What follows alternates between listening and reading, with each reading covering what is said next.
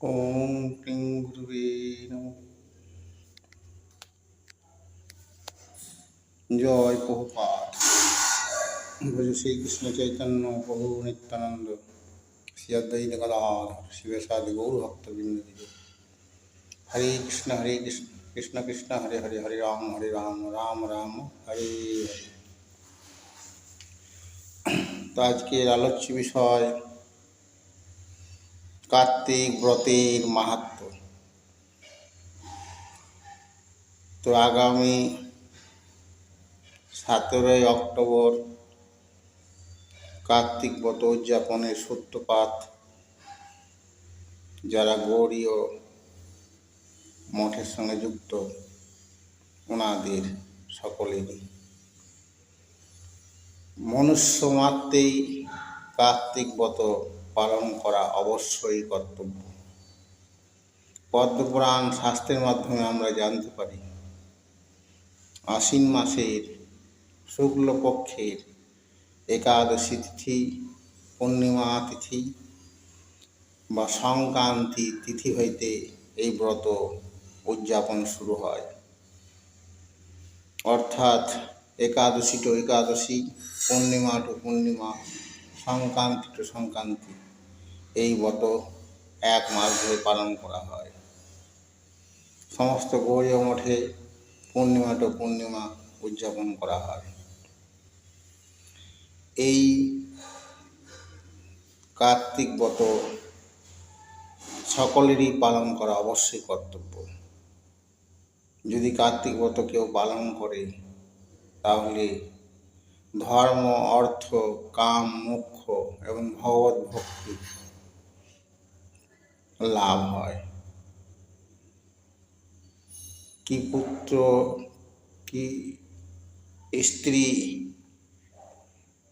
কি পুরুষ, ধনী গরিব, ব্রাহ্মণ ক্ষত্রিয়, বৈশ্য শূদ্র, বৈষ্ণব সকলেরই এই ব্রত পালন করা অবশ্যই কর্তব্য। এই ব্রতের একটা নাম হচ্ছে দামোদর ব্রত। কেন না, মা যশোদা ভগবান শ্রীকৃষ্ণকে দড়ি দিয়ে বন্ধন করেছিলেন এই মাসেই। এই জন্যে ভগবানের আর এক নাম হচ্ছে দামোদর। তাই এই ব্রতেরও নাম হচ্ছে দামোদর ব্রত।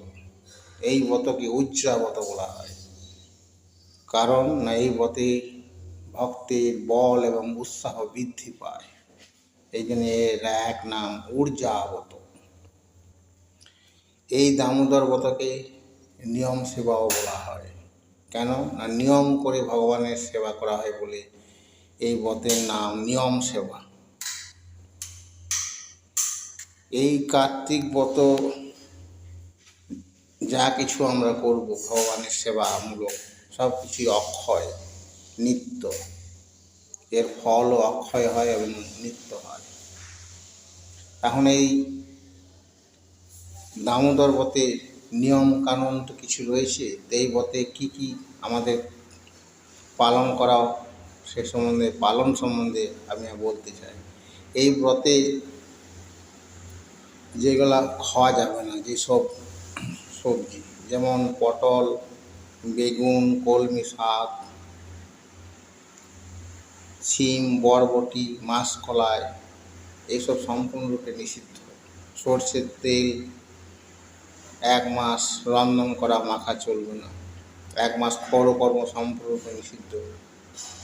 তাহলে আমরা এই ব্রত কীভাবে কি সবজি আহার করব না, কুমড়ো খাওয়া যেতে পারে, কচু, কাঁচকলা, পেঁপে, ফুলকপি, এইসব আমরা রন্ধন করে ভগবানকে নিবেদন করে প্রসাদ খেতে পারি।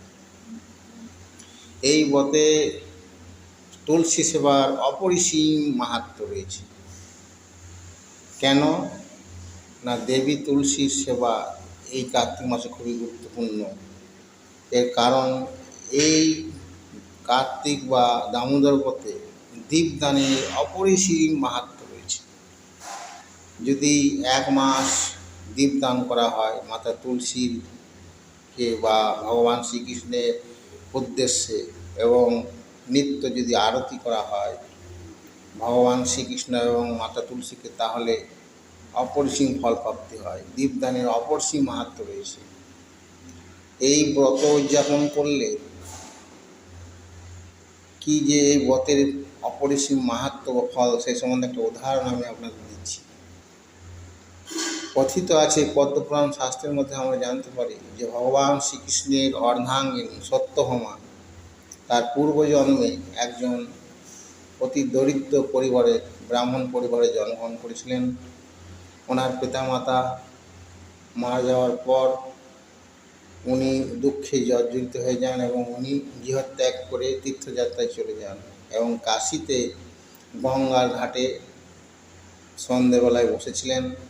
সেই সময় এক ব্রাহ্মণ দামোদর ব্রতের মাহাত্ম্য পাঠ করছিলেন এবং দামোদর ব্রতের মাহাত্ম্য অনিচ্ছাকৃতভাবে শ্রবণ করার ফলে এবং সেই শ্রবণ করে তার মন স্থির হয় এবং মনে শান্তি লাভ করে, এবং পরে ওই ব্রাহ্মণ বা বৈষ্ণবকে উনি সবিস্তারিতভাবে এই ব্রতের কথা জিজ্ঞাসা করেন।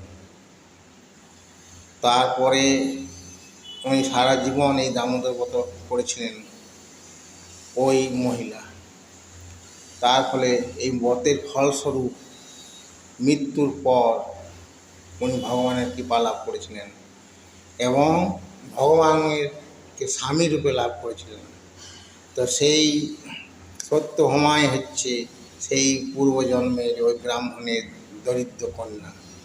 বুঝতে পারছেন যে একজন দারিদ্র কন্যা ভগবানের দামোদর ব্রত করার ফলে শ্রীকৃষ্ণকে স্বামী রূপে লাভ করে। তো এর থেকে আর উৎকৃষ্ট উদাহরণ কী হতে পারে এই ব্রতের মাহাত্ম্যের সম্বন্ধে।